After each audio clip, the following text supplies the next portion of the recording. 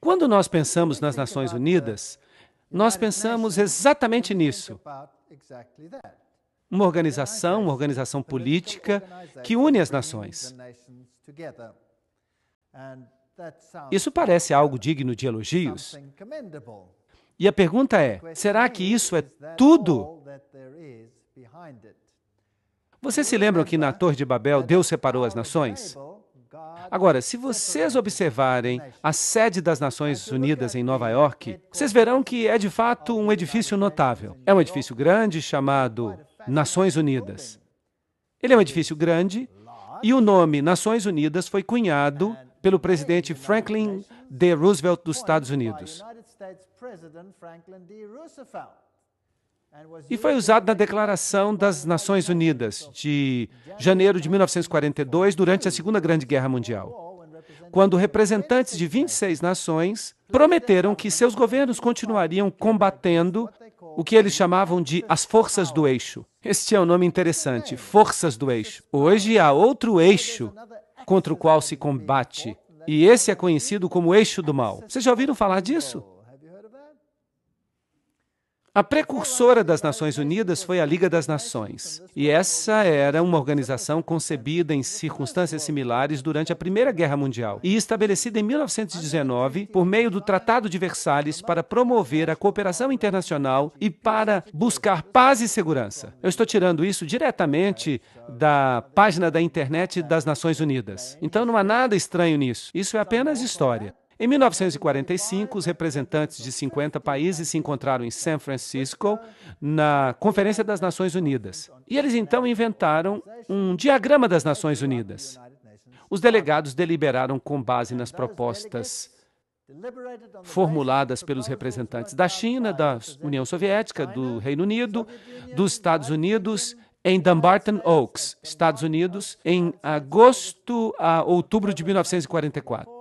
Foi então assinada no dia 26 de junho de 1945. 50 países. A Polônia não estava representada e se tornou um dos 51 países membros originais. Então ela passou oficialmente a existir em 24 de outubro de 1945, quando a proposta tinha sido ratificada pela China, França, União Soviética, Reino Unido, Estados Unidos e pela maioria dos outros signatários. E no dia 24 de outubro, celebra-se então a fundação das Nações Unidas. Agora, vamos dar uma olhada nesse diagrama, nessa proposta das Nações Unidas. Isso é uma história muito interessante. Bem, Arthur Balfour, vocês se lembram desse nome? Nós já o usamos antes. Ele fazia parte dos apóstolos de Hort. Vocês se lembram de Hort? Ele era o professor que ajudou a produzir os textos gregos que mudaram a ênfase da Bíblia e removeram muitos dos aspectos do poder de Jesus Cristo e da soberania da palavra de Deus. Os apóstolos eram uma sociedade secreta que funcionava naquela época, e Hort era membro e Arthur Balfour também era. Além disso, Arthur era o presidente da Sociedade para Pesquisa Psíquica e logo se tornou o primeiro-ministro da Inglaterra e foi importante na Primeira Liga das Nações. E esse ministro se tornou também, é claro, participante ativo da escritura do diagrama ou da proposta inicial da Liga das Nações. E foi essa proposta que formou a base das Nações Unidas. E não somente ele comandava a Sociedade de Pesquisa Psíquica, que tinha encontros frequentes em sua casa, mas iniciou um grupo chamado a Sociedade Sintética, cujo objetivo era criar uma única religião mundial. Essa é uma parte interessante da história. Ele convidou Frederick Myers, da Sociedade de Pesquisa Psíquica, e juntos eles criaram o preâmbulo de todas as religiões. Isso inclui o dogma de que os espíritos que já se foram podem se comunicar conosco. E, obviamente, se você faz parte de uma sociedade assim, você tem que aceitar essa situação. Então vocês percebem que embutido nisso tudo está o desejo de unificar as religiões.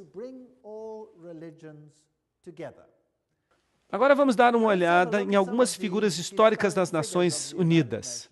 Alger Hiss se tornou o secretário-geral em exercício depois do estabelecimento das Nações Unidas. Em 16 de abril de 1945, nessa edição da revista Time, ele é chamado de um dos jovens mais brilhantes do Departamento de Estado. Foi Hiss e Joseph Johnson, que depois se tornou secretário dos Bilderbergers. Percebam que as sociedades secretas estão nisso. Foram eles que escreveram a maioria das propostas iniciais das Nações Unidas. Esses maçons de postos elevados, os Bilderbergers, foram os responsáveis por essas propostas. Agora, nós sabemos em que eles criam.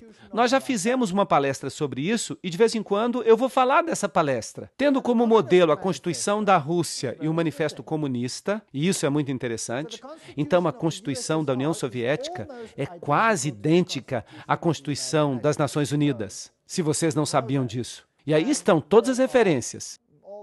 Tudo que eu estou dizendo é citação, eu estou apenas lendo. Então, por favor, não fiquem zangados comigo. Se vocês querem ficar zangados, fiquem zangados com quem iniciou essa coisa. Eu não tenho nada a ver com isso. Lembre-se que eu também falei numa palestra anterior que as pessoas responsáveis por tentar unir todas as nações, colocando-as sob um único governo e por trás dos bastidores, unificar todas as religiões, isso não foi tudo dito em aberto, no domínio público. Isso pertencia mais ao domínio secreto. Winston Churchill foi um. Ele era responsável, claro, depois da guerra, em estabelecer esta organização como um todo. A criação de uma ordem mundial autoritativa é o último objetivo que nós devemos perseguir. E as Nações Unidas formaram parte disso. Charles de Gaulle também foi muito importante. As nações devem se unir em um único governo ou perecerão. Então, todos eles tinham a mesma filosofia. E havia esse homem, eu não sei nem como pronunciar o nome dele, Tryggve, o primeiro secretário-geral oficial das Nações Unidas. Ele era um membro elevado do Partido Trabalhista Social Democrático da Noruega, que, por falar nisso, era uma espécie de ramificação da Terceira Comunista Internacional. E então veio este homem, Dag Hammarskjöld, e ele foi o segundo secretário-geral.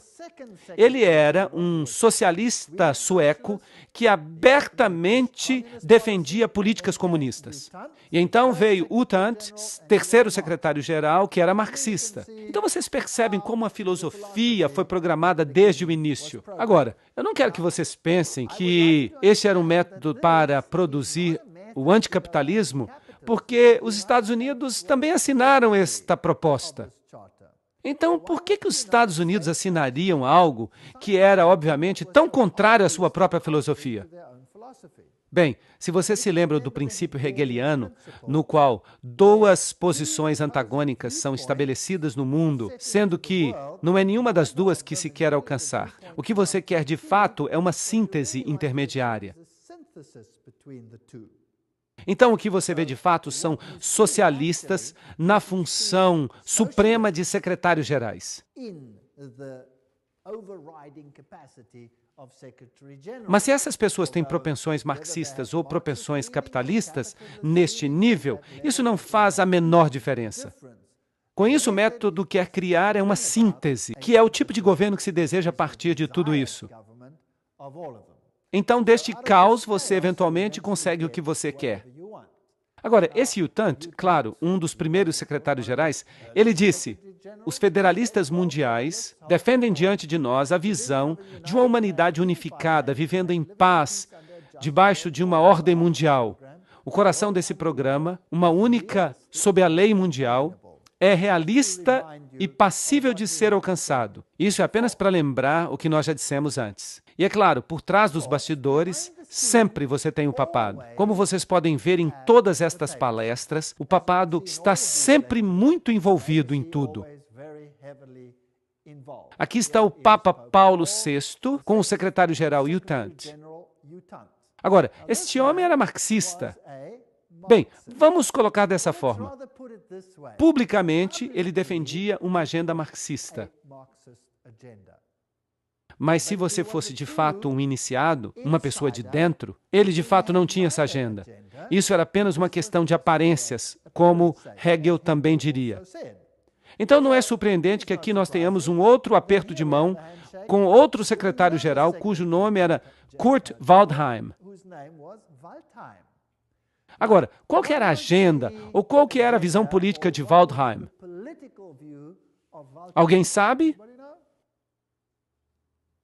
Alguém quer dar um chute? Quando a sua visão política se tornou pública, houve muitas manifestações como resultado disso, pois ele era nazista.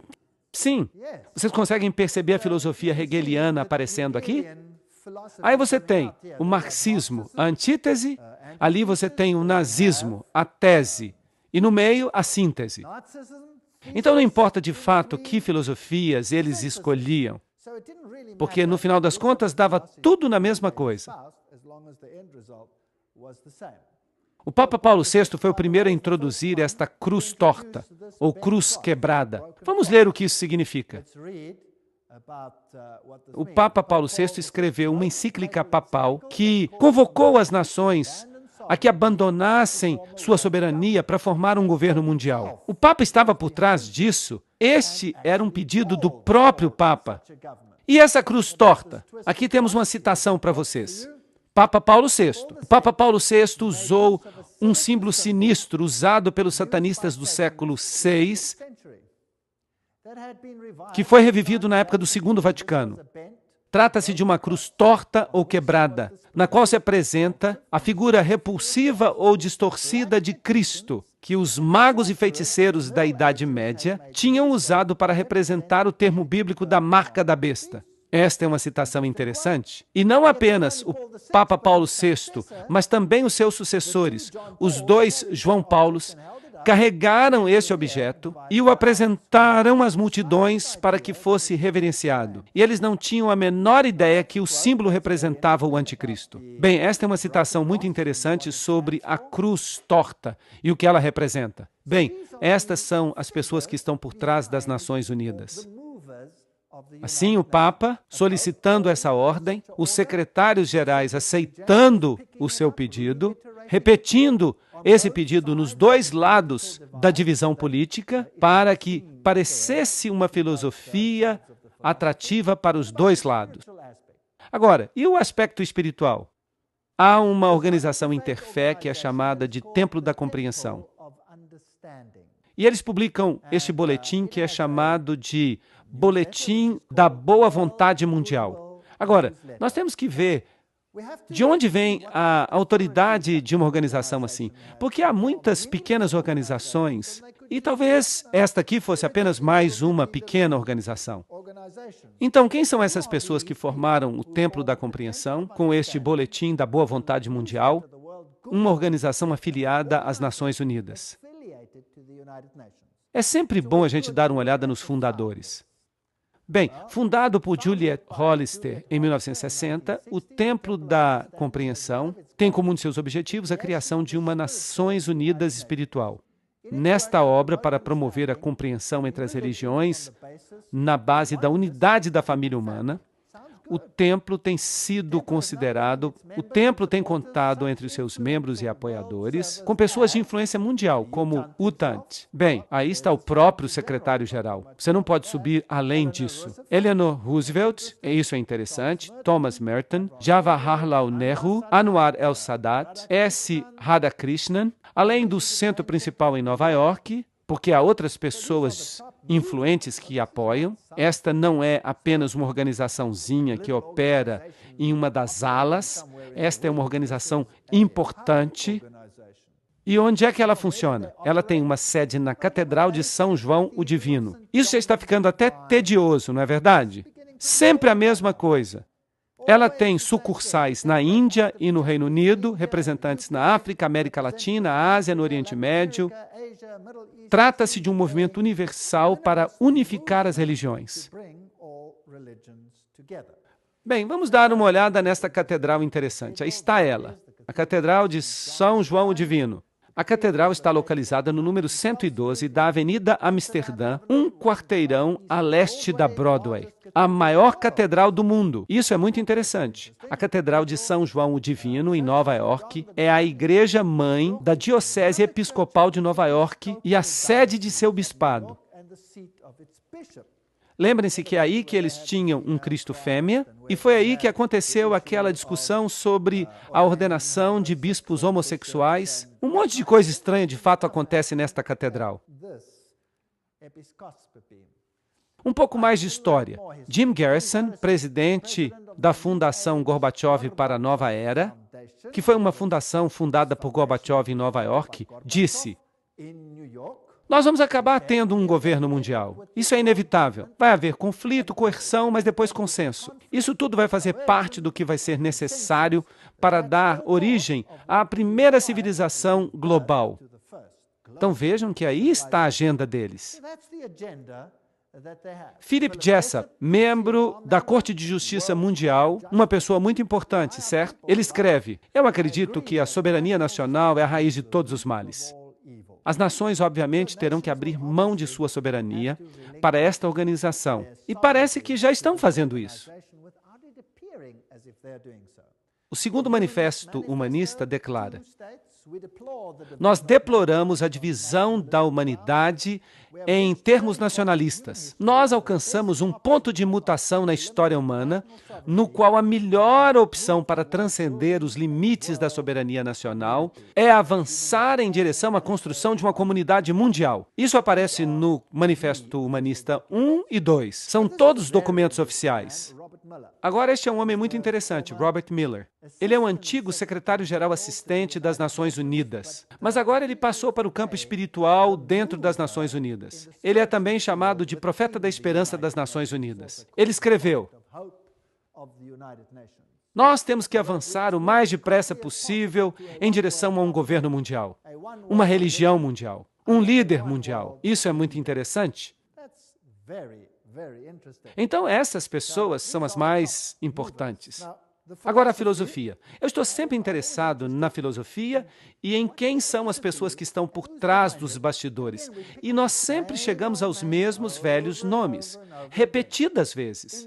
No livro A Conspiração de Aquário, de Marilyn Ferguson, uma pesquisa com pessoas da nova era mostrou que a figura mais influente para o despertar espiritual da nova era foi Pierre Teilhard de Chardin. Vocês se lembram quem ele era? Sacerdote jesuíta. Vejam vocês. Aí vocês têm o catolicismo, os jesuítas, como os principais incentivadores das Nações Unidas. Agora, o que Robert Mueller, o antigo secretário-geral assistente das Nações Unidas, tinha para dizer? Ele escreveu: Teilhard de Chardin sempre encarou as Nações Unidas como uma corporificação institucional progressiva da sua filosofia. Agora, aí está um secretário-geral assistente dizendo que as Nações Unidas corporificam a filosofia de Teilhard de Chardin. Agora, o que Teilhard de Chardin disse? Eu já mencionei uma parte da filosofia dele, mas vamos dar uma outra olhada com mais detalhes. Ele escreveu: embora sua forma ainda não seja completamente discernível, a humanidade amanhã despertará para um mundo pan-organizado. Um mundo pan-organizado. Bem, ok. O que mais ele tem a dizer? Teilhard de Chardin influenciou o seu amigo, Padre de Breverie, que inspirou seus colegas que começaram um amplo processo de elaboração global e a longo termo das Nações Unidas. Isso afetou muitas nações ao redor do mundo. O próprio Robert Miller diz: eu fui profundamente influenciado por Teilhard de Chardin. Então, o secretário-geral assistente das Nações Unidas, a quem foram confiados hoje os aspectos espirituais das Nações Unidas, mais o seu programa educacional, diz que ele foi influenciado por Teilhard de Chardin. E Robert Miller escreve em seu livro O que eles mais me ensinaram foi a felicidade, dizendo: qualquer pessoa que gosta de Teilhard de Chardin reconhecerá nessa transcendência espiritual o que ele anunciou enfaticamente como o próximo estágio de nossa evolução. Então, vai haver uma transcendência espiritual daquilo que parece ser político para o espiritual. Bem, nós já vimos na palestra anterior que Teilhard de Chardin era um sacerdote jesuíta francês, eugenicista, marxista, panteísta, evolucionista, que talvez tenha estado envolvido naquele famoso embuste do homem de Piltdown. Ele era humanista. e é conhecido como o pai da nova era. Trata-se de um homem muito influente, e ele parece ter estado muito ocupado. Ele sonhava com o fato de que a humanidade um dia se uniria a Deus e que perceberia sua divindade no chamado ponto ômega. Essa crença inspirou muitos líderes da nova era de hoje. De fato, Chardin é um dos escritores mais frequentemente citados pelos principais ocultistas da nova era. Eu também disse isso quando nós estávamos discutindo o movimento da nova era. Eu só estou lembrando vocês disso. Então nós podemos ficar unificados com Deus. E essa então seria a aparência do homem. E vejam que eu tirei isso diretamente da página dos jesuítas na internet. Eles todos falam dessa síntese evolucionária. O mundo da mente e do espírito. O mundo físico e o mundo da mente e do espírito. A união desses dois. E aqui estão algumas de suas citações. Vamos ver alguns detalhes mais. Este é o espírito da filosofia das Nações Unidas. Interessante. É uma lei do universo que em todas as coisas haja uma existência anterior. Antes de qualquer forma, há sempre uma forma anterior, menos evoluída. Nós todos estamos evoluindo em direção à divindade. Vejam que ele está dizendo que todos nós estamos nos tornando deuses. Que filosofia maravilhosa! O que eu estou propondo é que nós estreitemos a lacuna entre o panteísmo e o cristianismo, trazendo o que poderíamos chamar de alma cristã do panteísmo ou o aspecto panteísta do cristianismo. Que fascinante, hein? Deus está em tudo. Deus não é uma entidade separada. Nós mesmos somos deuses, fazemos parte de Deus. Quem é panteísta acredita nessas coisas. Eu só posso ser salvo quando eu me tornar um com o universo. Essa é também a filosofia do budismo. Eu acredito que o Messias, a quem nós aguardamos, a quem nós todos, sem dúvida, aguardamos, é o Cristo universal, ou seja, o Cristo da evolução. Bem, essa é a filosofia de Teilhard de Chardin. Não é interessante? Então, infelizmente, eu não posso concordar com um único jota dessa filosofia. Ela não é bíblica. De fato, ela é uma blasfêmia. Uma convergência geral das religiões em relação ao Cristo universal que nos satisfaz a todos. Foi isso que Teilhard de Chardin disse no livro Cristianismo e Evolução. Isso é uma citação. Foi ele que disse. A convergência da religião que satisfaz a todos. E ele via as Nações Unidas como a corporificação desta filosofia. Esta me parece ser a única conversão possível do mundo e a única forma pela qual uma religião do futuro pode ser concebida. Isso significa que todos devem se unir. O que nós vamos obter se todas as religiões se unirem e enterrarem todos os emblemas de suas diferenças? Cria-se uma dor de separação, um caos, que excede a dor da unidade. Será que isso é compreensível? É assim que se faz. Essa é a filosofia hegeliana. Essa é a filosofia da maçonaria.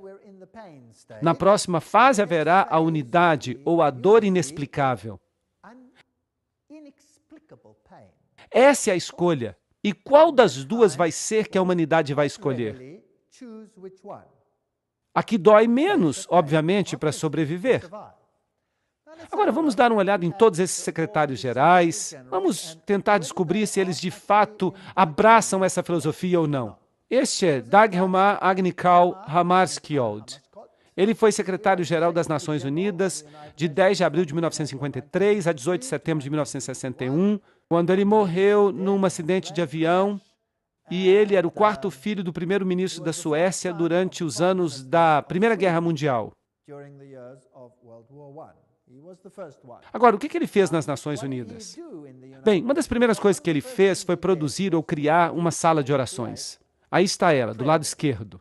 Uma pedra no meio da sala tem muita coisa a nos dizer. Podemos imaginá-la como um altar, vazio não porque não haja Deus, não porque ele é um altar a um Deus desconhecido, mas porque é dedicado ao Deus a quem o homem adora sob muitos nomes e muitas formas. Que interessante. Aí está, então, uma sala de orações que tem só um altar de pedra que é construído com a forma de um retângulo, se vocês observarem, que tem certos significados interessantes. E todo o edifício, Toda a sala tem a forma de um trapezoide. Agora, o que isso quer dizer? Bem, aí também está o olho que tudo vê, e esse símbolo que nós vemos aqui está entre os hititas. É também o símbolo, se você olhar com cuidado, das Nações Unidas. Tem uma coroa de louros e tem a face voltada para cima no lugar exato onde é substituído pela terra. Talvez a melhor forma de compreender o que o olho que tudo vê representa é examinar a arquitetura da sala de meditação das Nações Unidas, em Nova York. A sala de meditação tem a forma de uma pirâmide, um trapezoide, sem a pedra de cima. Do lado de dentro, a sala tem pouca iluminação, mas vindo do teto está um raio de luz focado que se irradia até um rude altar de pedra. Na parede que está bem em frente, temos um mural moderno fantástico. E ele dinamicamente está cheio de símbolos do ocultismo, contendo 27 triângulos de várias configurações, uma mistura de pano de fundo preto, branco e colorido. E também uma linha vertical em forma de cobra. No centro está o olho que tudo vê, que atrai a atenção de milhões que visitam as Nações Unidas, com sua imagem surpreendente de suspeita e onipresença. Esta é uma citação de Tex Mars. E vejam algumas citações mais. A sala de meditação se volta para o norte e noroeste. Para entrar na sala, deve-se proceder das trevas para a luz. De fato, a ordem mediana da Irmandade Satânica é chamada de a Ordem do Trapezoide. E Anton LaVey, o fundador da Igreja de Satanás, se refere a um princípio do ocultismo conhecido como a Lei do Trapezoide. Então parece que nós temos uma sala cheia de ocultismo e que é dedicada a um Deus que pode ser servido sob qualquer nome.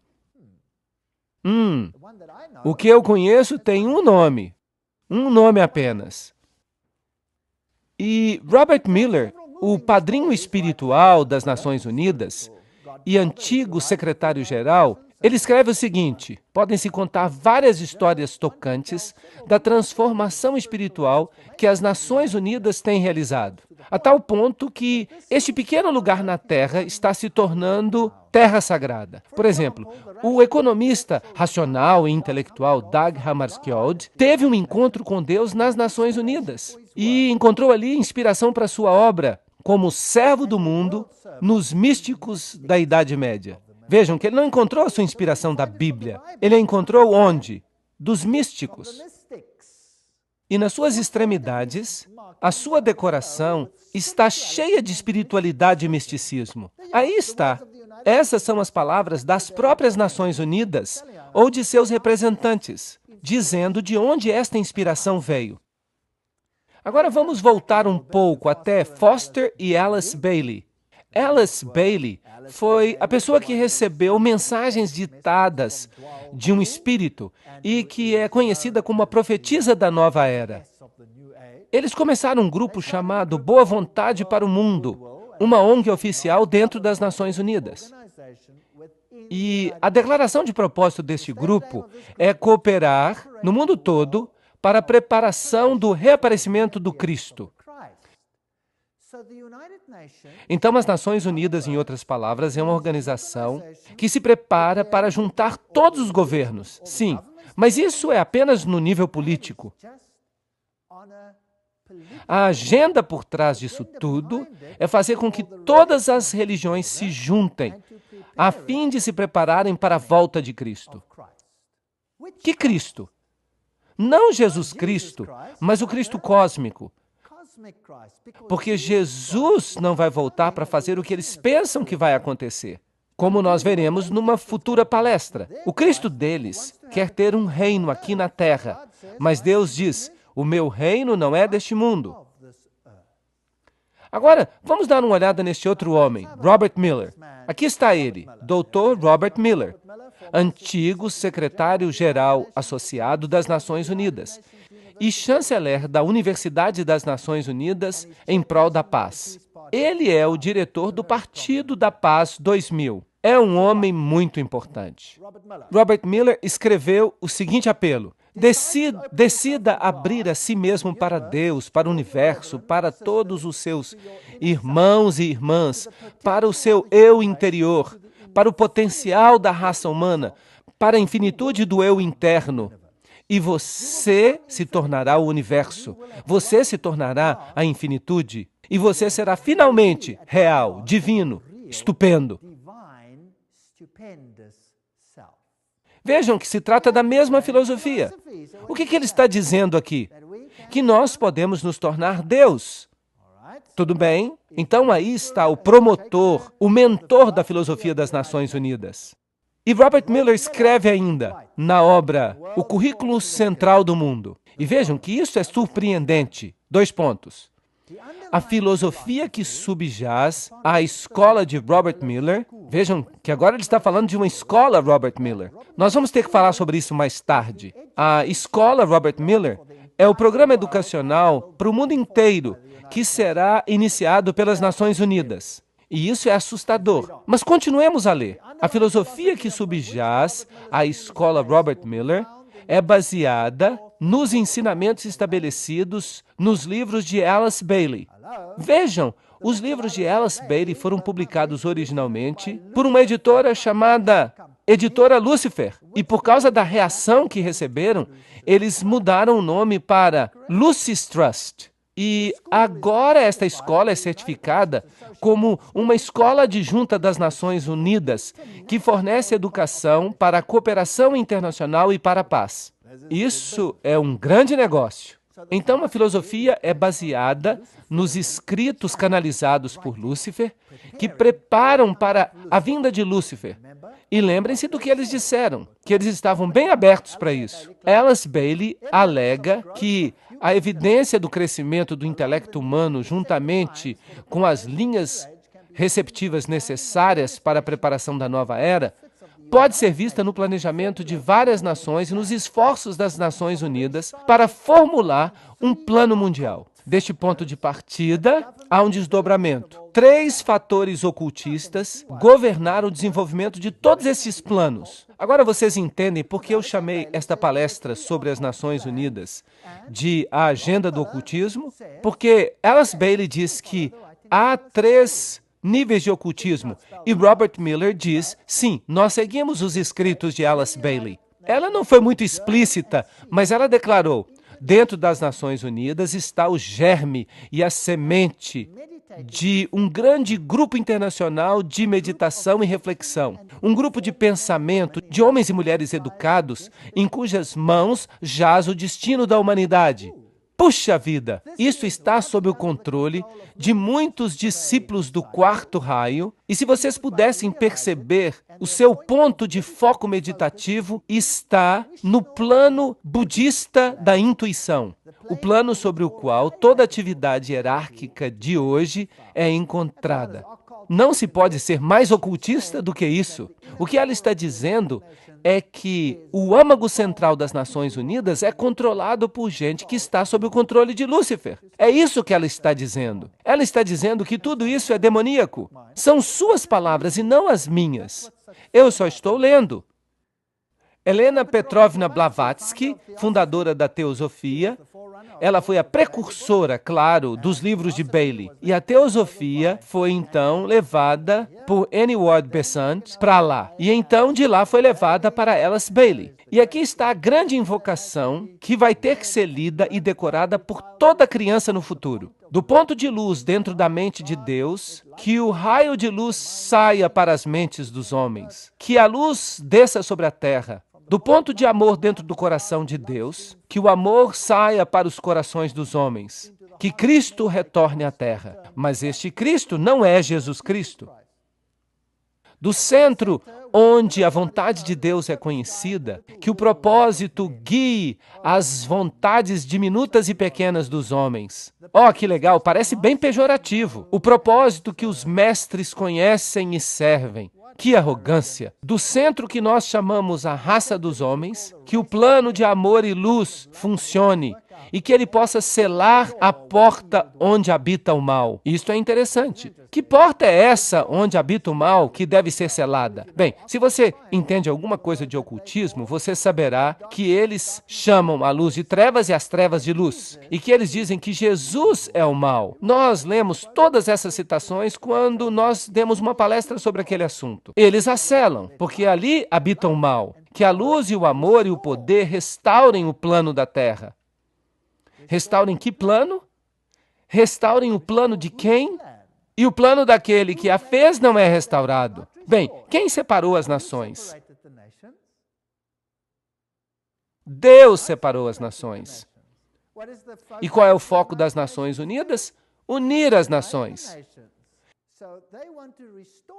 Então eles querem restaurar aquilo que o mal bagunçou com este movimento brilhante de confundir as línguas.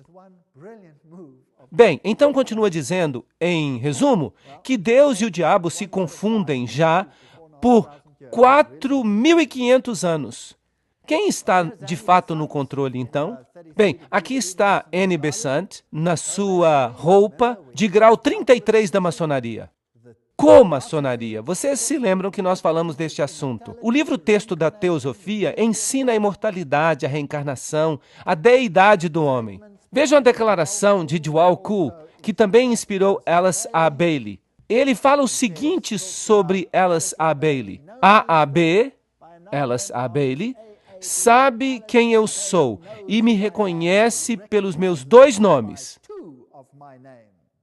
Agora, isso é interessante, porque há 2 nomes. Vocês vão descobrir que nomes são esses. E então fica interessante. Isso é uma história de detetive, é muito interessante. Bem, a Bíblia diz, eles são espíritos de demônios, operando milagres, que saem para os reinos da terra e para o mundo inteiro, a fim de juntá-los para a batalha do grande dia do Deus Todo-Poderoso. Apocalipse 16, 14. Lembrem-se que Helena Petrovna Blavatsky, a fundadora deste movimento, da qual Alice A. Bailey se tornou a suma sacerdotisa, disse, Lúcifer representa a vida, o pensamento, o progresso, a civilização, a liberdade, a independência. Lúcifer é o verbo, a serpente, o salvador. É Satanás que é o Deus de nosso planeta e o nosso único Deus. Então ela fala sobre a Virgem, que é Satanás e Lúcifer ao mesmo tempo, e do Espírito Santo, tudo em um. Então não importa se você o chama de Ísis ou se você o chama de Osíris, não importa. Não importa se você o chama de Baal ou Astarote, não importa. 2 nomes. Ele sempre se apresenta sob 2 nomes, 2 princípios. Alice Bailey foi a sucessora de Besant como líder da Casa da Teosofia. E o marido dela era um maçom de grau 32. Claro, parte da comaçonaria. Aí está ela, sacerdotisa e profetisa do movimento da Nova Era, que recebeu estas mensagens desta entidade espiritual, que tem que ser um demônio, Djwhal Khul. Seus escritos, como nós já dissemos, faz dela uma das 2 mulheres a ter escrito mais livros em tempos modernos. E qual era o seu principal objetivo? Os problemas da humanidade. Juntar a humanidade de novo, preparar o mundo para a volta de Cristo. Nós já lemos esta citação. Eu me dedico de novo para o serviço daquele que vem. Aquele que vem é um acrônimo no mundo do ocultismo para Lúcifer. E eu farei tudo o que eu puder para preparar as mentes e os corações dos homens para aquele evento. Eu não tenho nenhum outro objetivo na vida. E ela escreve ainda, o homem do Tibete, e ela está falando de Djwhal Khul, me pediu para anunciar que quando ele está falando de Cristo, ele está se referindo ao seu nome oficial como cabeça da hierarquia. O Cristo trabalha para todos os homens, sem levar em consideração a sua religião. Ele não pertence ao mundo cristão mais do que ao mundo budista, ou maometano, ou qualquer outra fé. Não há necessidade que alguém pertença à igreja cristã para se afiliar a Cristo. Vejam que ela não está falando então do cristianismo. As exigências são de amar o semelhante, viver uma vida disciplinada, reconhecer a divindade em todas as religiões e todos os seres e governar a sua vida diária com o amor. Amor, amor, amor, amor. Amor até gotejar. Este é o evangelho moderno. Ninguém mais pode advertir o outro. Ninguém mais pode falar de pecado. Ninguém mais pode falar de salvação. Ninguém mais pode apontar para Jesus Cristo como Salvador. Mas se você ama alguém, você não se vê na obrigação de advertir essa pessoa dos problemas que jazem à frente? E Alice Bailey escreveu, em primeiro lugar, ele vai voltar para um mundo que é essencialmente unificado. Vejam que não precisa estar todo unificado. O principal efeito da sua aparição certamente será demonstrar para todos os países os efeitos de um espírito de inclusão. Então, seu principal objetivo será desenvolver um espírito de inclusão. Uma inclusão que será canalizada ou expressa através dele. Então, o seu espírito trabalhará para fazer com que isto aconteça. E ela escreve, todos aqueles que buscam relacionamentos humanos corretos serão automaticamente atraídos a ele. Ahá! Então, não temos que buscar a Jesus Cristo. Nós temos que buscar os relacionamentos humanos corretos. Vocês percebem que a ênfase fica toda na humanidade? Todos que buscam estas coisas serão automaticamente atraídos a ele. Quer eles pertençam a uma grande religião do mundo ou não. Nós precisamos, então, de um espírito de inclusão. Bem, vamos continuar a leitura. Todos aqueles que não veem nenhuma diferença básica entre as religiões, ou entre os homens, ou entre as nações, o rodearão. Perceberam isso? Então, se eu não vejo diferença entre o cristianismo e o budismo, e eu não vejo diferença entre o hinduísmo e o cristianismo, então eu o rodearei. Se eu não vejo diferença entre as nações, eu o rodearei. E continua a leitura. Aqueles que corporificam o espírito da exclusão e da separação, igualmente serão automaticamente revelados, e todos os homens saberão quem eles são. Isso é legal. O que a Bíblia fala sobre este assunto? A Bíblia diz, saí e separai-vos. A Bíblia pede um espírito de separação. Por sua própria natureza, as Nações Unidas não têm opção a não ser pedir que tipo de espírito? De inclusão. Agora, se os maiores promotores por trás dos bastidores são, de fato, ocultistas e seguidores de Lúcifer, isso não é assustador? Porque então quem seria o cabeça por trás dos bastidores? Satanás. Satanás seria o cabeça. Ele seria o chefão. Agora, o problema é essa diferença. Uns dizem, saí dela, separai-vos. E os outros dizem, vamos ser inclusivos, vamos ficar todos juntos. A resposta vem com clareza. Ele voltará sem falha quando uma certa quantidade de paz já tiver sido restaurada. Não é preciso ter uma paz mundial, mas apenas uma certa medida de paz. E Alice Bailey continua. A principal exigência para a volta de Cristo é um mundo que esteja em paz. Contudo, essa paz deve se basear na boa vontade das pessoas educadas. E isso, inevitavelmente, levará às relações humanas corretas e, portanto, ao estabelecimento de linhas de luz entre as nações, entre as religiões, entre os grupos e entre os homens. Então, a única forma que nós vamos ter esta comunidade é se nós nos unirmos em um cadinho e nos tornarmos um apenas.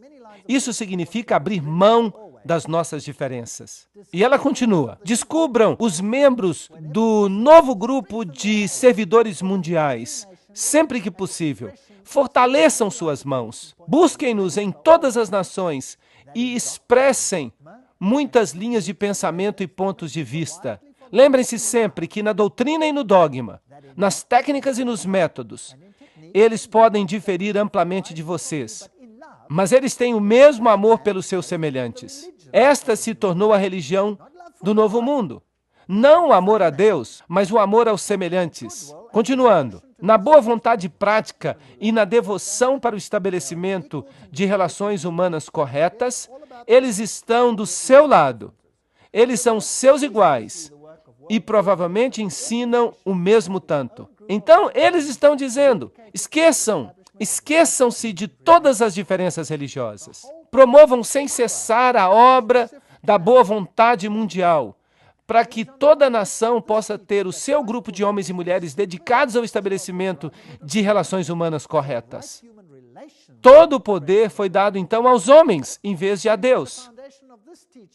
E é com base nesse ensinamento que Cristo levantará a superestrutura da irmandade dos homens, pois as relações humanas corretas são uma expressão do amor de Deus. Isso é tudo que nós ouvimos nos sermões do Novo Mundo. O que é importante são as relações humanas corretas. O que é importante é que nós aceitemos uns aos outros, independentemente de quem sejamos.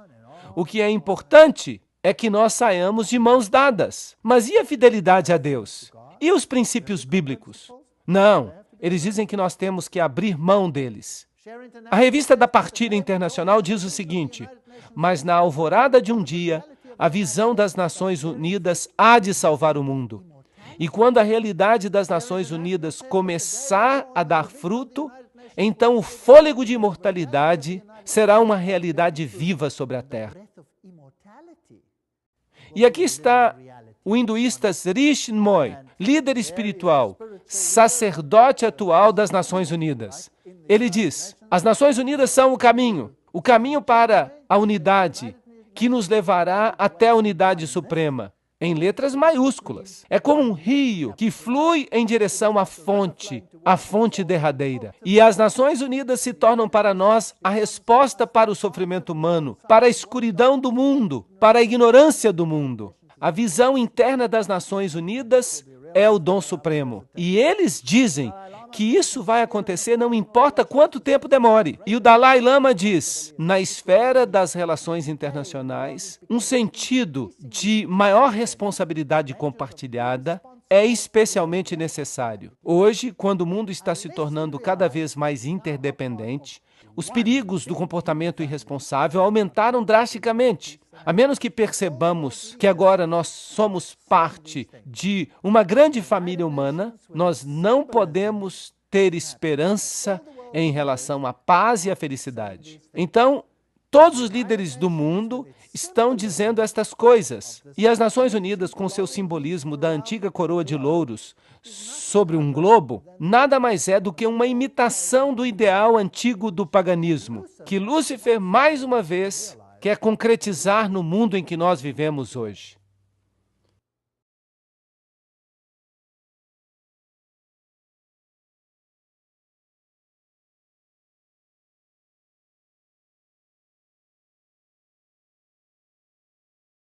Como já vimos, o símbolo das Nações Unidas é muito semelhante a um velho símbolo hitita. Você tem no centro a face do Deus Sol e você tem uma rede, uma espécie de teia de aranha, que é o símbolo de Lúcifer. E isso tudo está em volta da Terra. E é claro, a coroa de louros era um símbolo das deidades antigas. E nós percebemos que está tudo junto aqui. Nós somos o mundo. Esse foi o tema da celebração de 50 anos das Nações Unidas.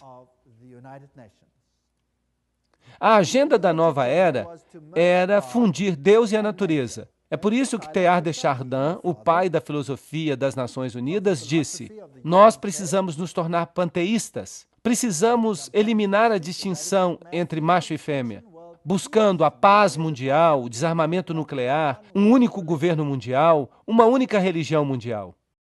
E quais são as organizações que defendem isso?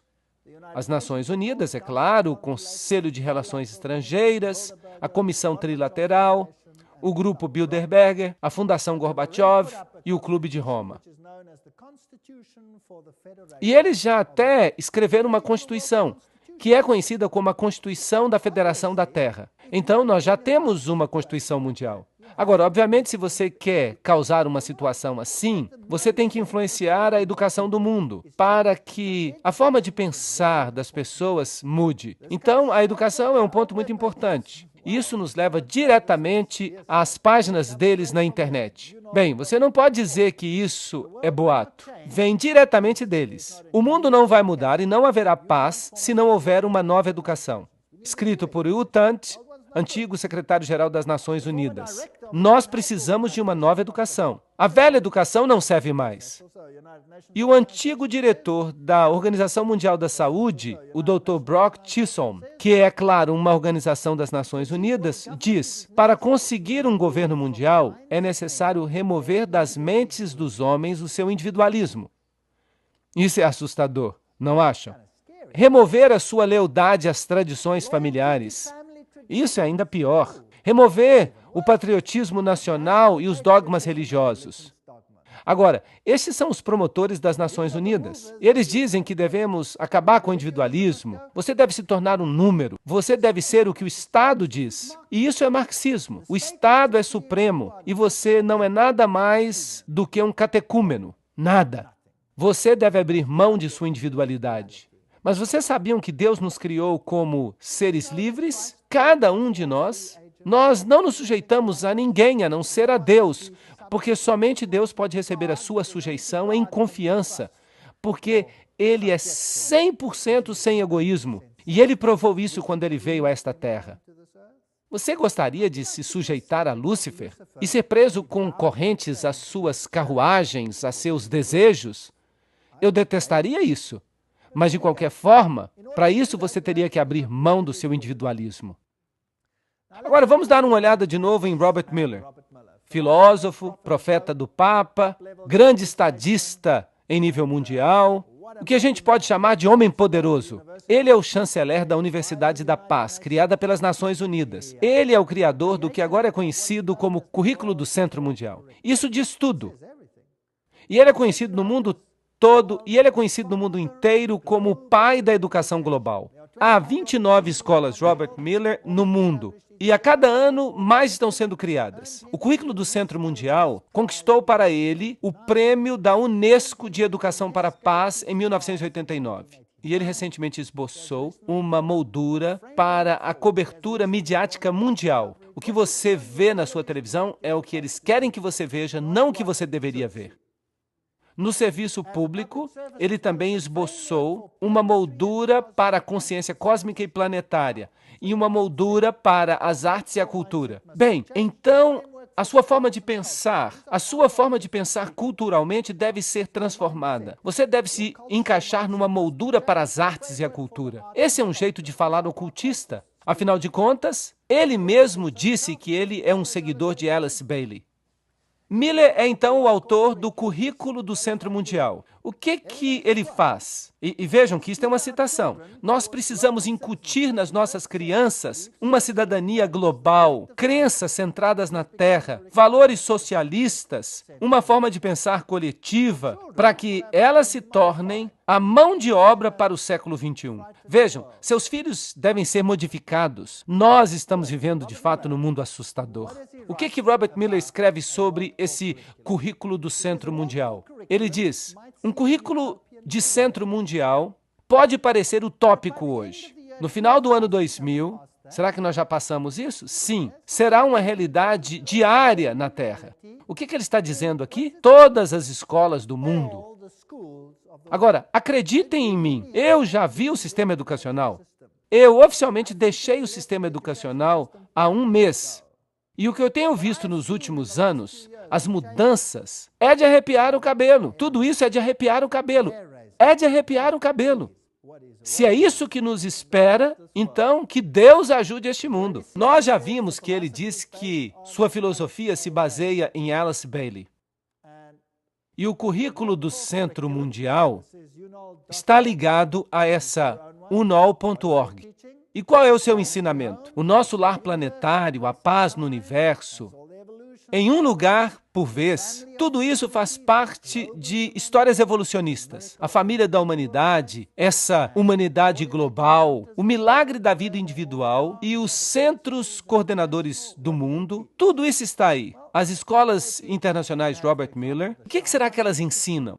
Bem, elas têm, por exemplo, o Instituto Xamã. E eles têm todos esses interessantes símbolos do ocultismo e as coisas que eles representam. Eleusis, olhos que tudo veem, a psicologia humanística. E esse aqui é um dos pontos de ensinamento das escolas Robert Miller.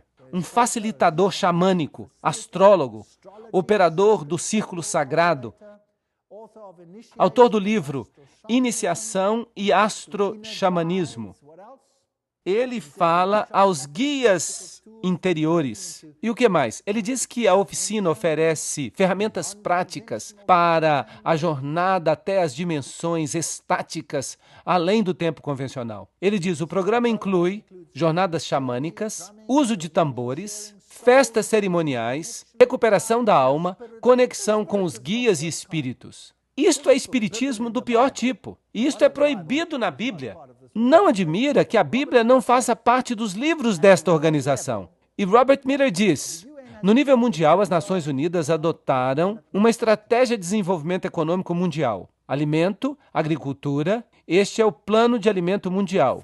E um plano de saúde mundial, um plano de alfabetização mundial, um plano de emprego mundial, um plano de indústria mundial. Eles já planejaram cada detalhe de nossas vidas. Agora, outra organização que é muito importante é a Unesco. Vamos dar uma olhada na Unesco.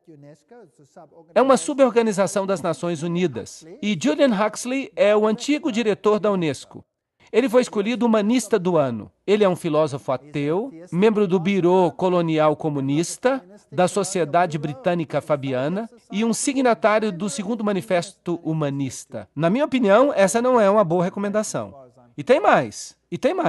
Archibald MacLeish, membro da Caveira e Ossos, escreveu a Constituição da Unesco. Então ele deve também ser membro dos Illuminati, como nós vimos naquela palestra sobre o segredo por trás das organizações secretas. Portanto, foram maçons que ajudaram a criar a organização. Sendo homem internacional, MacLeish é um fervoroso defensor da União Mundial. E aqui está outro. Niebuhr. Ele é o cofundador da Unesco e ele assinou o CIECUS. Agora, o que significa isso? Apareceu em 1969 e eles imprimiram isso na revista New York Times.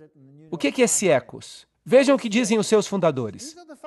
É a posição do CIECUS que o controle de natalidade deveria ser disponível a todos, inclusive aos menores, que devem desfrutar dos mesmos direitos de acesso livre e independente ao controle de natalidade que as demais pessoas. É a posição dos CIECUS que o uso de materiais sexuais explícitos, às vezes chamados de pornografia, pode servir a uma variedade de necessidades importantes na vida de inúmeros indivíduos. Que povo legal esse das Nações Unidas! E é por isso que, nas nossas escolas primárias agora, faz parte obrigatória do currículo que nós tenhamos detalhes sexuais explícitos, explicados, todos em nome de se prevenirem doenças sexualmente transmissíveis. E ali também incluem os atos mais estranhos e libidinosos. De fato, nossas universidades estão oferecendo o título de doutor honorário àqueles que são mais pervertidos neste assunto. Sim, é verdade. E Huxley, que foi o primeiro diretor, disse, em seu programa educacional, a Unesco pode enfatizar a necessidade última de uma unidade política mundial e familiarizar todos os povos com as implicações da transferência de sua soberania plena, etc., etc. Vejam que são todos pássaros de uma mesma pena. E a própria Unesco explica, se a Unesco é atacada em termos de que ela está ajudando a preparar as pessoas do mundo para um governo mundial, é um erro nós precipitarmos negações e declarações apologéticas. Sejamos francos, o trabalho da Unesco é ajudar a criar e promover os elementos da cidadania mundial. Diante desta acusação, nós devemos admitir de todas as formas e em todos os momentos. É isso que a própria Unesco diz. Então, eles não negam nada. Sob a orientação de Huxley, eles prepararam um guia para professores. Agora, eu gostaria que os pais prestassem atenção. Por favor, todos os que têm crianças, anotem isso.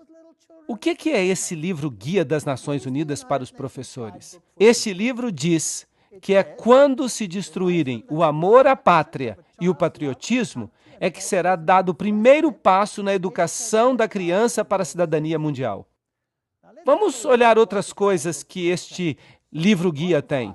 No volume 5, na página de abertura, está escrito: na sala de aula com crianças com menos de 13 anos de idade. Quando a criança entra na escola, a sua mente já foi profundamente marcada e marcada de forma prejudicial pelas influências anteriores, geralmente acontecidas no lar. Oh, isso é interessante. Então, isso precisa ser mudado.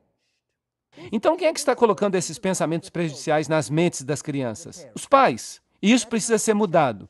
Então, o objetivo da Unesco é mudar a estrutura mental de seus filhos, fazer com que eles se voltem contra os valores que os pais ensinaram e colocaram em suas mentes. Isso não é desrespeitar o quinto mandamento? Sim ou não? Honra teu pai e tua mãe para que se prolonguem os teus dias. Na página 8, o livro fala aos professores: o jardim da infância tem um papel significante a desempenhar na educação das crianças.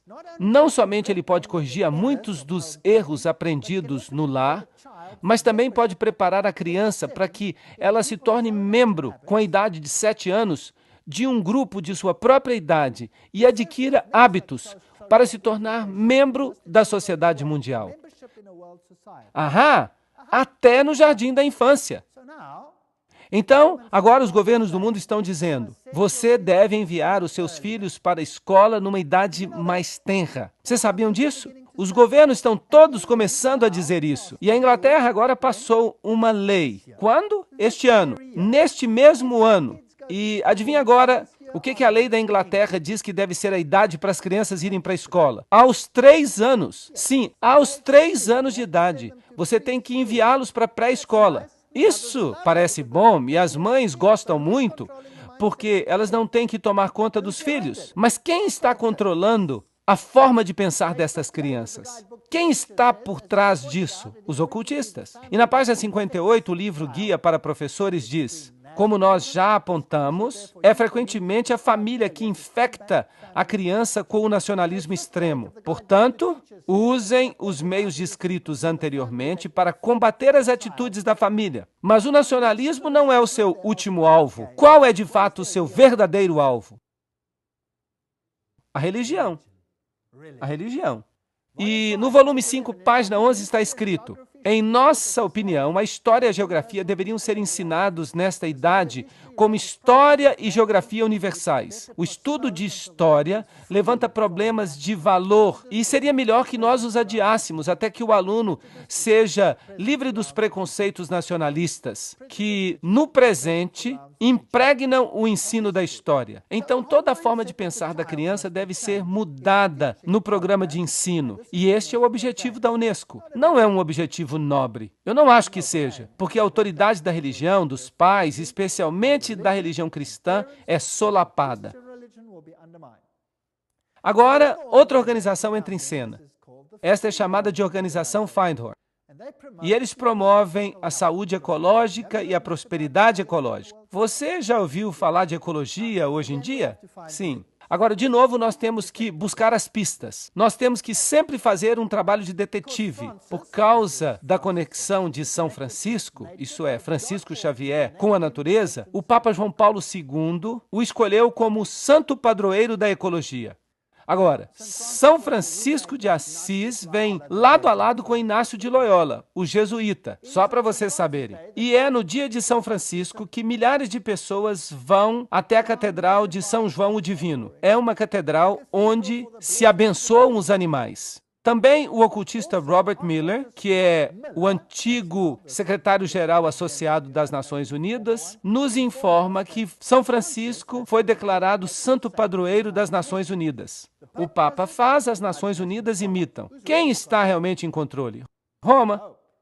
E aí está ele. Se você quiser orar para ele, você pode. Se você não quiser orar para ele, você pode ignorar. O secretário-geral das Nações Unidas, U Thant, formou a organização Cidadãos Planetários com a atividade da nova era encabeçada por Donald Keyes. Agora nós estamos fazendo as ligações. Aqui está o manda-chuva das Nações Unidas com Donald Keys. Cidadãos Planetários é agora uma ONG dentro das Nações Unidas, especialmente dedicada a preparar os povos para a vinda de uma nova cultura, dedicada especialmente à preparação dos povos para o advento da nova cultura. Vamos continuar falando de Donald Keys. Aí está ele junto com Hugh Tunt. Donald Keys tem estado ativamente envolvido com a comunidade Findhorn. Pegaram uma ligação. As Nações Unidas, o secretário-geral Hugh Tunt, Donald Keys, a Findhorn, e escreve regularmente para a sua revista Uma Terra. E Donald Keys escreveu: os grupos da nova era estão focando e entrando em um novo estágio, um estágio relacionado ao mundo. Eles estão maduros o suficiente para começar a ajudar a carregar o peso do fardo da humanidade. A disseminação de valores da nova era é como se fosse um fermento unificador na massa humana e pode ser um ingrediente crítico para a emergência com sucesso dos anos 80. Agora vamos tentar entender melhor a Findhorn. O seu logotipo é a chama de Lúcifer. Eles usam símbolos ocultistas, eles usam uma flor de lótus, e eles falam sobre sermos divinamente ordinários e divinamente humanos. O que nós estamos falando aqui? Que nós somos Deus. Deus falou a mim. Agora, quem é esse Deus que fala a eles? Bem, vamos perguntar ao seu porta-voz. Este é David Spangler. Aí está um de seus livros, Pai Místico e Místico Pai. E aí está o que essa educação vai fazer com seus filhos. Vocês sabiam disso? David Spangler, porta-voz da comunidade Findhorn, no norte da Escócia. Aqui é uma foto dele mais recente. Vamos ver o que ele diz. Ele escreve no livro Reflexões de Cristo: a verdadeira luz de Lúcifer não pode ser vista na tristeza, nas trevas, na rejeição. A verdadeira luz deste grande ser só pode ser reconhecida quando os nossos próprios olhos podem ver com a luz do Cristo, a luz do sol interior. Lúcifer opera dentro de cada um de nós a fim de nos curar. E à medida que nós nos movemos para uma nova era, que é a era da integridade humana, eles adoram esta palavra, integridade. Cada um de nós, de alguma forma, chega ao ponto que eu chamo de iniciação luciférica, uma porta particular pela qual o indivíduo deve passar se ele vai chegar plenamente à presença de sua luz e de sua integridade. Lúcifer vem para nos dar o presente final da integridade. Então, quem de fato essas pessoas estão adorando? Eles estão adorando a Lúcifer diretamente. Lúcifer prepara o homem de todas as formas para uma experiência na qual eles vão se tornar o próprio Cristo. Nós nos tornamos Cristo? E o Cristo prepara o homem para a experiência de se tornar Deus. Mas a luz que revela para nós a presença do Cristo, a luz que revela para nós o caminho até Cristo, vem de Lúcifer. Ele é o doador de luz. Ele é sabiamente chamado de estrela da manhã, porque ele é a luz que anuncia para o homem o alvorecer de uma consciência maior. É ele que está dizendo. São suas palavras. E ele escreve: nós podemos pegar todas as escrituras e todos os ensinamentos e todos os tabletes e todas as leis e todos os marshmallows e podemos fazer uma alegre fogueira, um churrasco de marshmallow, porque é isso que eles valem. Ok, eu não acho que eles gostam muito da Bíblia ou da lei de Deus. Esses são os promotores, os divulgadores das Nações Unidas. E eles falam de uma nova ordem econômica. Nós não vamos entrar em todos os detalhes. Eles dizem: nós afirmamos que a economia de todas as nações é um tecido sem ruptura. Vejam que eles querem tudo junto. Eles querem uma nova ordem econômica internacional. Esse é o comentário da boa vontade mundial. Nós, os membros das Nações Unidas, solenemente proclamamos a nossa determinação unida de trabalhar urgentemente para o estabelecimento de uma nova ordem econômica internacional. Todo mundo vai ser controlado em um único nível por essa gente. Uma completa mudança na ordem econômica e financeira é imperativa, disse Benjamin Creme, porta-voz do Maitreya. Assim, a Assembleia Geral das Nações Unidas diz uma nova ordem econômica internacional. E então vocês percebem todas essas coisas estranhas que estão acontecendo. Buckminster Fuller diz, em essência, não me deem nenhuma outra tarefa, simplesmente deixem que eu seja o cabeça do órgão que controla a alimentação mundial. E eu terei todo o mundo aos meus pés amanhã. Eles vão usar o alimento para criar uma tensão suficiente para fazer com que todos aceitem. E Benjamin Creme também escreveu, os industriais, os economistas, os administradores de grande experiência e realização, que com a hierarquia, e ele está falando de um monte de demônios, que com a hierarquia tem desenvolvido planos e manuais que solucionarão os problemas de redistribuição do mundo quando houver vontade política suficiente para implementá-los. Isso significa quando eles começarem a roubar daqueles que têm para dar aos que não têm. E o próprio Maitreya, este Cristo da nova era, diz, as Nações Unidas são a principal esperança do mundo. Em seus interrelacionamentos, nós podemos ver um exemplo de democracia, o símbolo para essa expressão da vontade de Deus, que os homens chamam de boa vontade. Com o advento do Cristo, essa boa vontade fará com que todos os homens e todas as nações desenvolvam relacionamentos corretos e criem as circunstâncias necessárias para a expressão dessa síntese, que será o principal aspecto da civilização vindoura. Nesta empresa vasta, as Nações Unidas desempenharão um papel principal. Lembram de Apocalipse 17? Os 10 chifres que vocês viram são 10 reis que ainda não receberam reino, mas por uma hora eles receberão autoridade como reis, juntamente com a besta. Eles têm um propósito, e eles darão o seu poder e autoridade à besta. Eles farão guerra contra o Cordeiro. 10 regiões, de acordo com Gary K. O Clube de Roma dividiu o mundo em 10 regiões e escreveu a nova Constituição.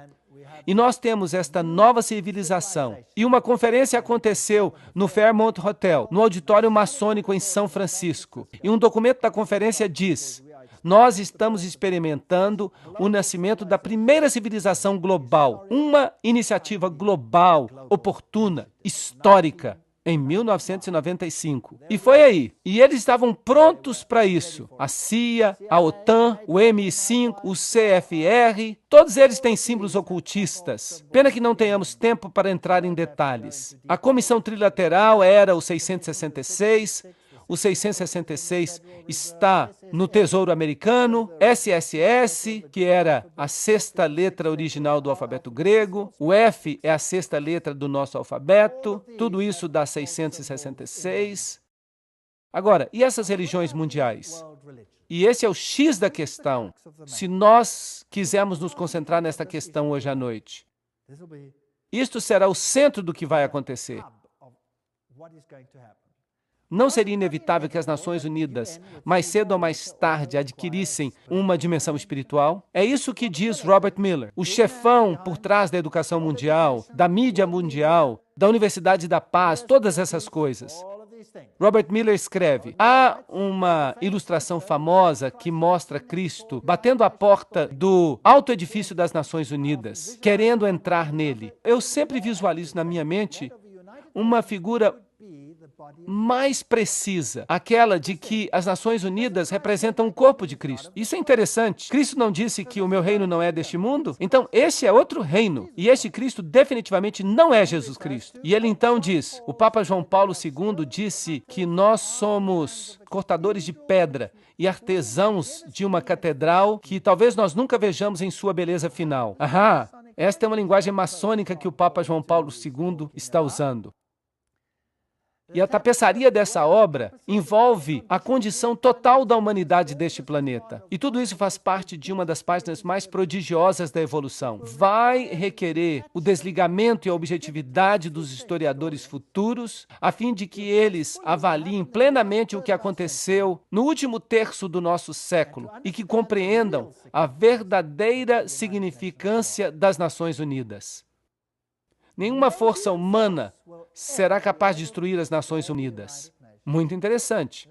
pois as Nações Unidas não são um mero prédio ou uma mera ideia. Não é uma criação feita por homens. Aí está Robert Miller falando, o antigo secretário-geral das Nações Unidas. Se não foi feito por homens, então quem fez? Quem a fez se não foi o homem que a fez?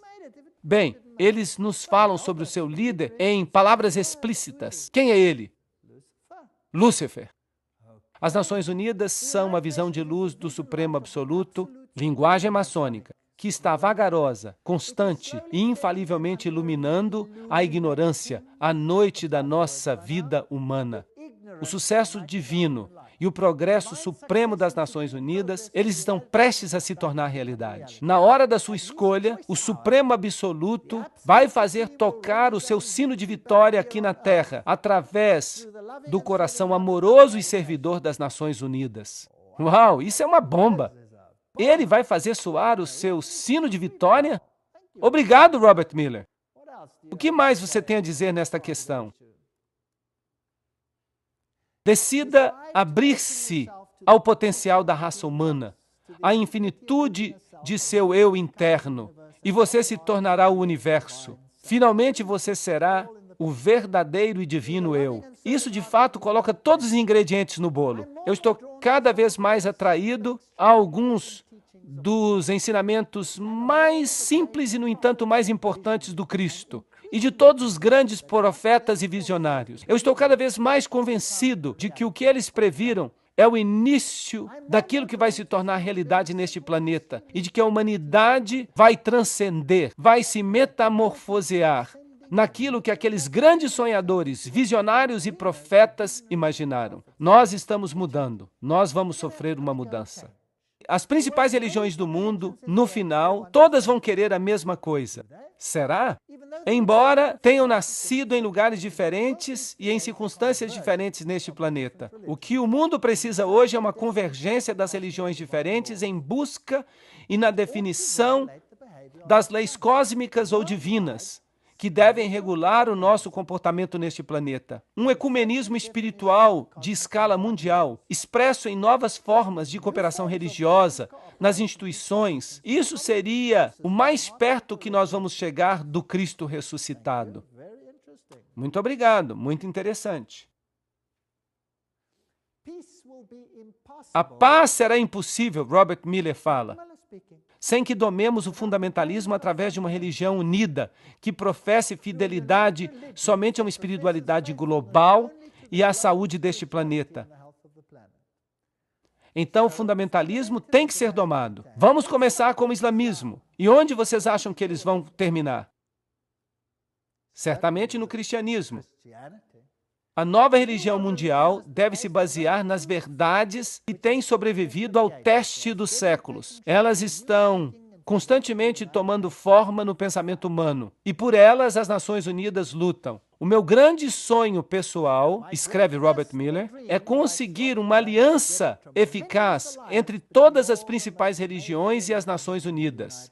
Que fascinante!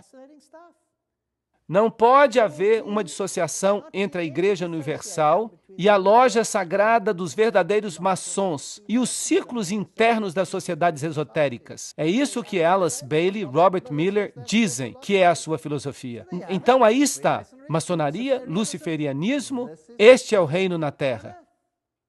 Em junho de 1995, uma conferência de cúpula, Interfé, foi realizada em São Francisco, com o propósito de unificar as religiões do mundo em uma organização global. A Organização das Religiões Unificadas é chamada de ORU e é para ser uma organização internacional interreligiosa cujo modelo é as Nações Unidas e afiliada às Nações Unidas. De acordo com sua literatura, W.B. Howard declara que a ORU acabou de lançar o seu manifesto escrito em junho de 1997. E por volta de junho de 2000, a organização estará plenamente estabelecida e operando globalmente a partir de junho de 2005. Quão longe nós estamos disso tudo? Está bem ali, virando a esquina. E essas coisas me deixam animados.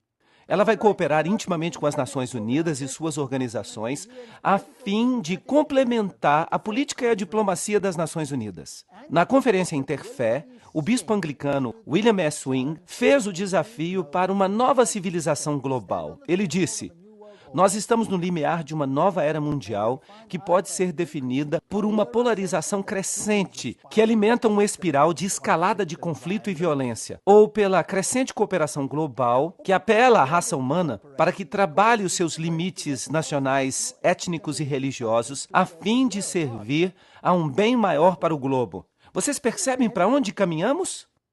Robert Miller, e isso é muito interessante, da Dispatch Magazine, diz: não se preocupe se todas as religiões se liguem à Organização das Religiões Unidas.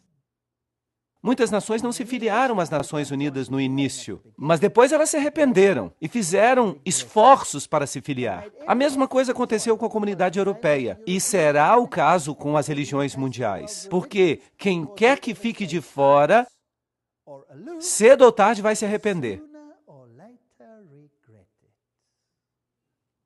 Uau!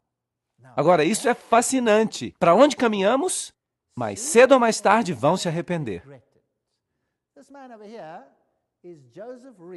Este homem aqui é Joseph Reed. Ele é o subsecretário-geral das Nações Unidas atualmente. E ele está falando numa grande convenção dos Adventistas do Sétimo Dia.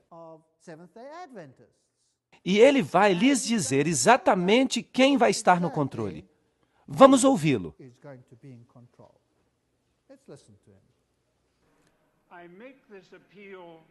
Eu faço este apelo porque as Nações Unidas são também a sua organização, a nossa organização mundial, a sua organização das Nações Unidas.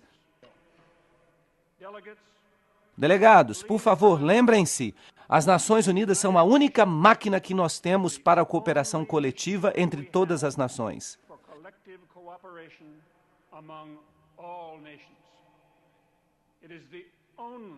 É a única instituição de escala mundial para promover o desenvolvimento. As Nações Unidas são o único mecanismo universal para proteger os direitos humanos.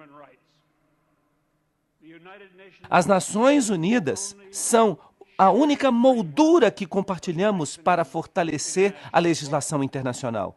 Delegados, as Nações Unidas não representam o luxo da vida internacional. A obra das Nações Unidas é de vital importância para a melhoria da vida em nosso planeta. Isso é fascinante. As Nações Unidas são a sua organização. É o único corpo para isso, para aquilo. Agora, esse não foi o discurso que ele escreveu. Ele o leu para o secretário-geral das Nações Unidas. Agora nós temos um problema. Eu não quero fazer parte de uma organização conectada com Lúcifer.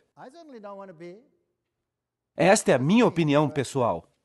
As tradições místicas das principais denominações facilmente interagem com as tradições das religiões pagãs do mundo.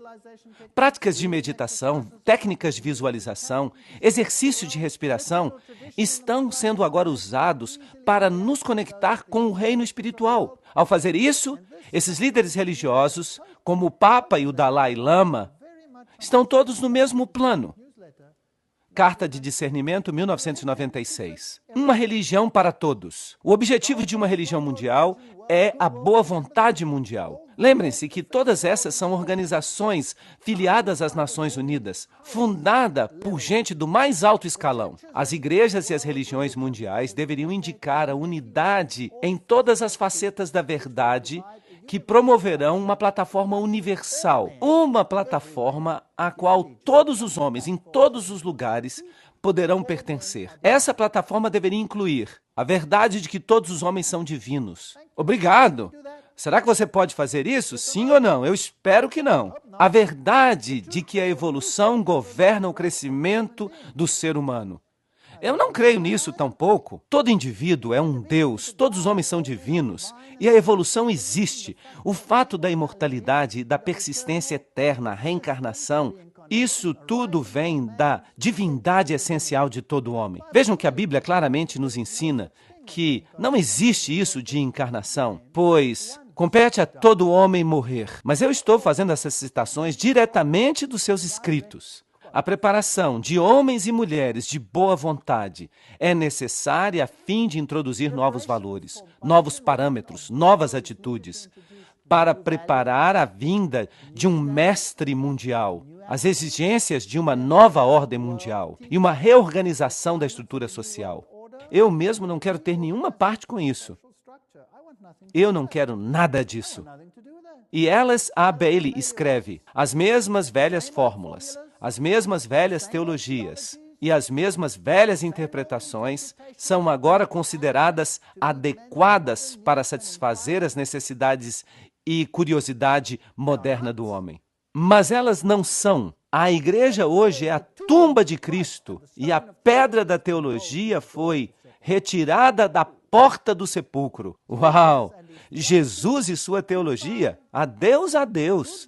Ela escreve ainda: o dia está amanhecendo em que todas as religiões serão consideradas como emanando de uma única grande fonte espiritual. Tudo será visto como uma união que fornece a raiz da qual a religião mundial universal inevitavelmente emergerá. Então não haverá mais nem cristão nem pagão, nem judeu nem gentio, mas simplesmente um grande corpo de crentes reunidos de todas as religiões atuais.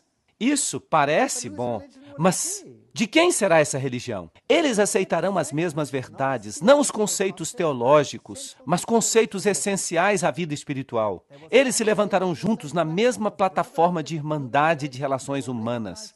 Eles reconhecerão sua filiação divina e buscarão a união para cooperar com o plano divino.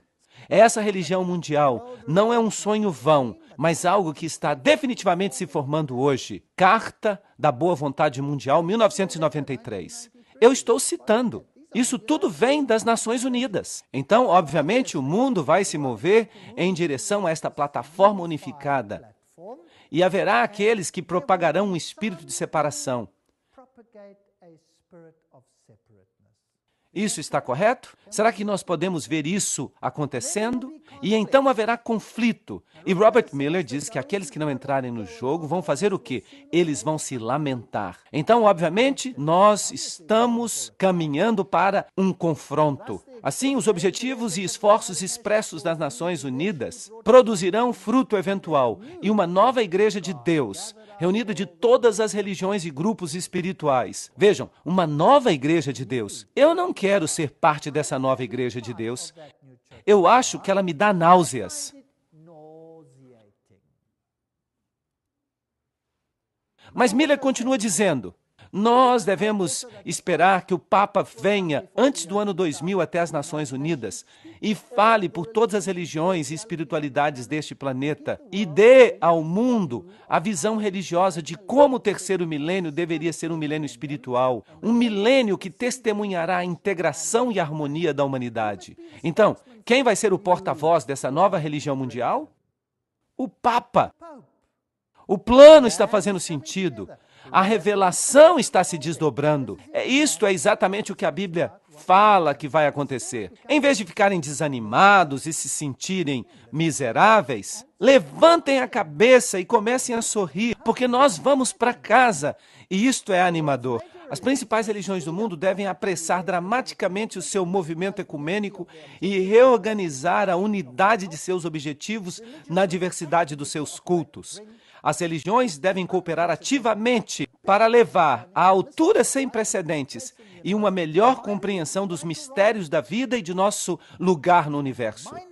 A minha religião, certa ou errada, e a minha nação, certa ou errada, deve ser abandonada para sempre nesta era planetária. Vejam que eles não permitem mais que você diga que Jesus é o único caminho. Isso deve ser abandonado para sempre. Mas me desculpem, eu não vou abandonar isso. Eu me recuso. E eles continuam. Nós tivemos essa maravilhosa reunião, o Papa realmente apareceu diante das Nações Unidas e aconteceu um grande ensaio nas Nações Unidas para formar esta nova iniciativa ecumênica fundada por Ted Turner, e todo mundo está se reunindo sob um único partido religioso novo, sob os auspícios das Nações Unidas. Mas Apocalipse 13:3 diz: "E eu vi uma das cabeças como se tivesse recebido uma ferida de morte. E esta ferida mortal foi curada. E o mundo inteiro se maravilhou após a besta." E Josué 24:15 diz: "E se vos parecer mal servirdes ao Senhor, escolhei hoje a quem servireis. Se aos deuses que vossos pais serviram do outro lado do rio, ou aos deuses dos amorreus, em cujas terras vós habitais. Mas quanto a mim e minha casa, nós serviremos ao Senhor." Esta é a decisão que nós precisamos tomar. Estas são as questões diante de nós, e o triste é, e eu não estou inventando isso, eu estou lendo isto da tela. Eu não estou inventando. Eu queria que eu estivesse, mas eu não estou. Então nós estamos nos encaminhando para uma situação de crise. Mas nas palestras que virão, nós vamos dar uma olhada do outro lado da moeda. Nós já vimos bastante deste lado da moeda, não acham? Eu já estou cheio disso. Agora vamos dar uma olhada se Deus tem uma resposta para aquilo que Satanás está planejando. Agora, eu lhes dei um outro cartãozinho, como este, e eu tenho uma pergunta aqui. Eu estou começando a ver que a batalha não é realmente política.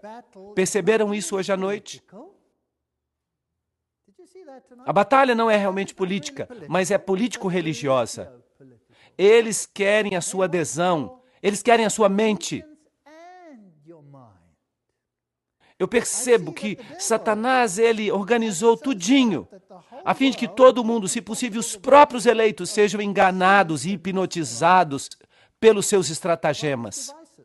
Mas pela graça de Deus, o segundo ponto, eu não quero ser uma dessas pessoas enganadas. Eu preciso, mais do que estar apenas ciente do problema, eu tenho que fazer um esforço conjunto para encontrar a verdade e para permanecer sem ser enganado. E qual é o único canal pelo qual nós podemos descobrir a vontade de Deus? Digam-me. A Bíblia. Se Deus não nos tivesse dado a Bíblia, nós não teríamos esperança neste mar. Mas graças a Deus, Ele nos deu a Bíblia. O que nós faríamos sem ela? Eu não saberia onde nós estamos caminhando. Tudo pareceria lógico, tudo pareceria certo. Todos ficariam felizes e todos entraríamos no vagão deste povo. Certo ou errado?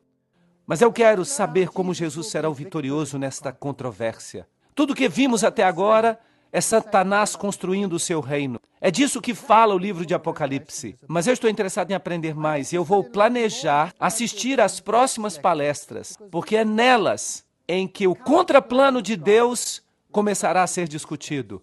Nós vamos voltar à Bíblia. Nós vamos descobrir o que Deus preparou para nós. E se eu, pelo menos, ousar perguntar, e levantem as suas mãos se vocês também querem isso. Você que percebe que Jesus está sendo erradicado do plano mundial. Quem percebe isso?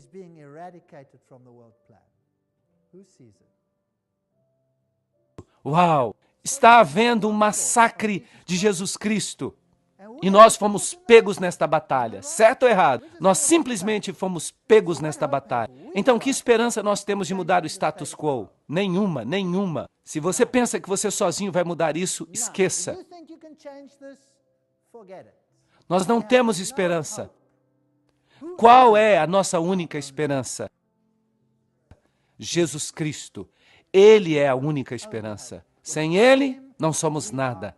E é por isso que eu posso me levantar aqui hoje, porque eu sei que não há nada que eu possa fazer, mas Ele pode fazer algo. Ele pode possibilitar que eu me levante aqui e fale a vocês. Isso não é maravilhoso? Todas as coisas são possíveis. Vocês sabiam que eu já apresentei essas palestras numa loja maçônica? Sim, todas as coisas são possíveis. Absolutamente maravilhoso.